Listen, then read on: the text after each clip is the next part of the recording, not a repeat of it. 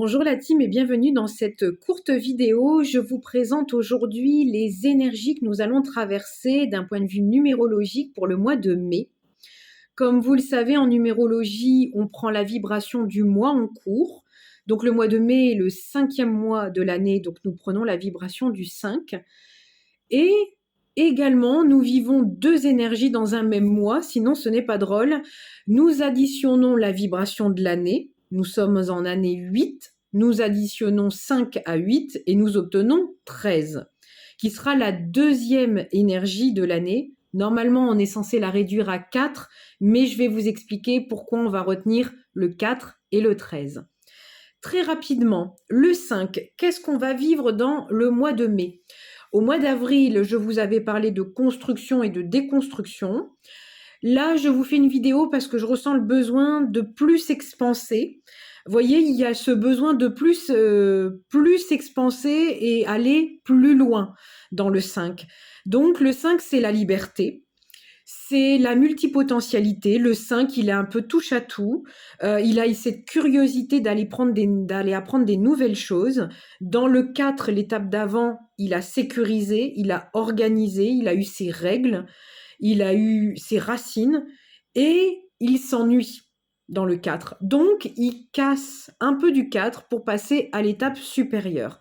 Donc, c'est aussi une vibration de on sort de sa zone de confort pour oser, pour aller vers l'inconnu, pour apprendre des nouvelles choses, pour aller expérimenter des nouveaux lieux, des nouvelles expériences, des nouvelles manières de faire, de penser.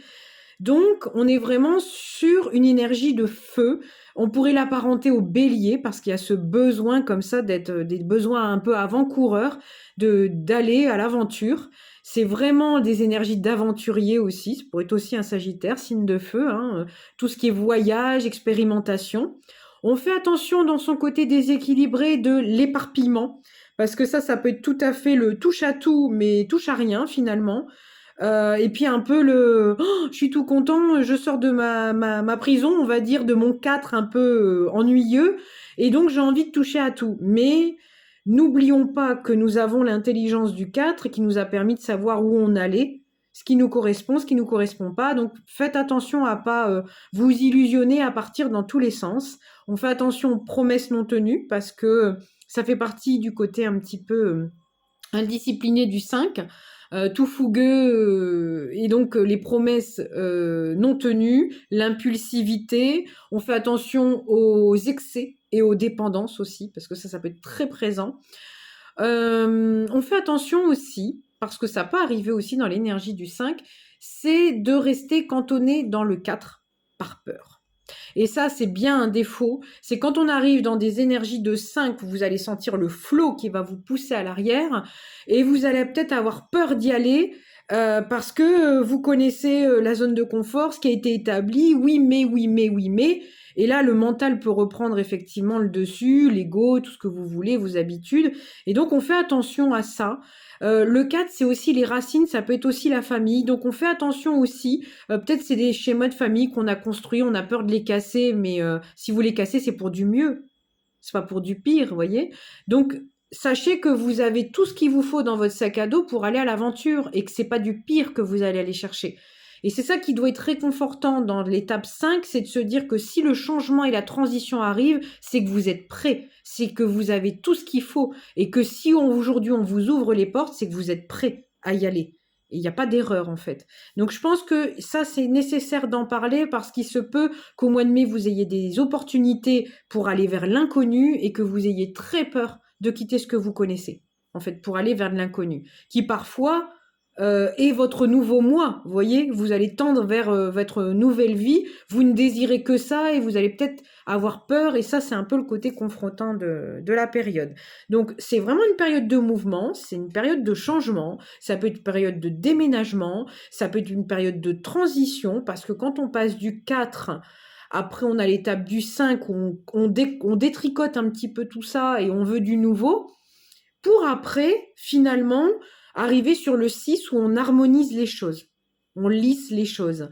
Donc après, ça peut vraiment être des phases de transition. Vous voyez, quand les gens habitent dans une adresse 5, généralement, on leur dit faites attention parce que c'est des adresses généralement de passage. c'est même des adresses de fiesta. Donc ça peut être aussi la fiesta, d'où les excès, de faire attention aussi à ce côté peut-être trop jeune, trop foufou, de pas réfléchir les choses. C'est-à-dire que le 5 aurait tendance à repartir au début du processus, repartir en 1, alors qu'il a déjà fait des étapes. Ce serait bête de pas être dans l'équilibre quand même. Et surtout que cette année, vous allez voir, c'est très challengeant. On vous demande d'être équilibré. Donc voilà, on fait attention à tous les surestimations, on fait attention à pas casser tout sans réfléchir et de pas avoir de plan, parce que ça va être casse-gueule cette année. Ce mois-ci, pardon. On fait attention à tout ce qui est un peu absurde, des promesses, encore une fois, on parlait des promesses non tenues, tout ce qui vous paraît gros, surdimensionné, pas très concret, un peu inconsistant d'une certaine manière. Faites attention, le 4 a bien compris.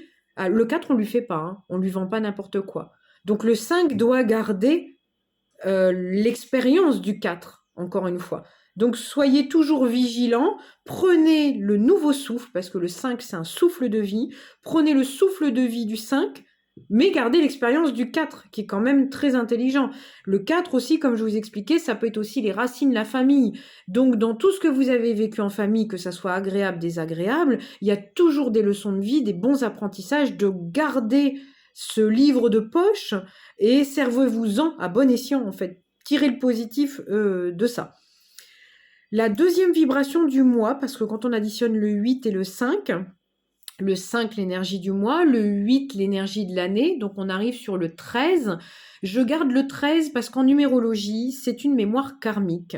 C'est une mémoire justement qu'il faut dépasser, c'est une mémoire de... J'ai un bug. Me revoici après le bug, c'est une mémoire de relation au travail et d'insécurité. Alors dans les deux excès, ça peut être effectivement le trop travailler ou le trop paresse. Donc ça, on fait attention aussi à ça. Encore une fois, on est sur une année d'équilibre, donc on fait attention à trouver la juste part des choses entre les deux. Il peut y avoir effectivement des gens qui se jettent complètement dans le travail ou d'autres qui sont complètement dans le lâcher-prise en disant « moi, plus rien à faire ». Et encore une fois, on est dans des excès, donc on fait très attention à ça. On fait attention aux peurs, comme je vous ai dit, la peur d'être... Le 4, il est accroché, hein, donc ça pourrait être apparenté un petit peu aux signes de terre, vous voyez, qui ont l'habitude d'avoir des petites routines, des choses comme ça, et qui s'accrochent à ça, et ce qui est très bon finalement, mais c'est de savoir un tout petit peu être flexible. Le 5, c'est la flexibilité. C'est de savoir un petit peu, des fois, apporter quelques modifications, sans pour autant changer le processus, mais en y apportant un petit plus qui peut permettre des fois une harmonisation. Vous verrez, les mois d'après, on va arriver sur quelque chose, au fur et à mesure des mois, de toute façon, on va arriver vers un processus de finalisation. Donc, il faut que le modèle soit... c'est comme un diamant, vous allez le sculpter au fur et à mesure de l'année. Et enfin, on peut avoir le sentiment un petit peu de culpabilité d'y aller, d'aller en avant, de sortir peut-être d'un travail, d'un groupe d'amis, de n'importe quoi, de déménager. Voilà, il peut y avoir toutes ces choses, il peut y avoir des choses qui nous retiennent justement, alors ça peut être aussi la famille. Voilà, donc on fait attention surtout à s'écouter, le 5. On y va, et encore une fois, le 13 de cette addition nous donne un 4. Et le 4, c'est tout à fait ce que je vous ai dit. Il faut le garder parce que c'est votre meilleur allié et il faut que ça le soit. Dans la négative, vous savez que c'est un garde-fou. Vous savez que le 4, dans sa négative, il veut rester même s'il n'est pas heureux. Il s'ennuie, mais il va rester parce qu'il a peur. Voilà, et c'est bien ce qu'on a, mais du coup je vais jamais vivre autre chose et je vais pas m'épanouir. Donc il peut y avoir toutes ces choses-là dans le côté déséquilibré du 4, mais à côté de ça, si vous savez vivre la vibration d'avancée que vous allez avoir sur le 5, votre 4 va vous permettre de pas partir comme un cheval fougueux n'importe où, n'importe comment, et de tout péter et de faire n'importe quoi. C'est un peu l'idée globale. Voilà, en tout cas, j'espère que ça vous aura plu, que ça vous aura aidé. N'hésitez pas à me faire des petits commentaires, me dire ce que vous avez vécu, ce que vous avez traversé, si vous avez retrouvé des tips de ce que j'ai dit dans la vidéo dans le mois de mai. Et voilà, je reste à votre dispo si vous avez envie de faire un thème de numérologie avec moi. Et je vous dis à très bientôt pour une nouvelle vidéo. Bisous la team!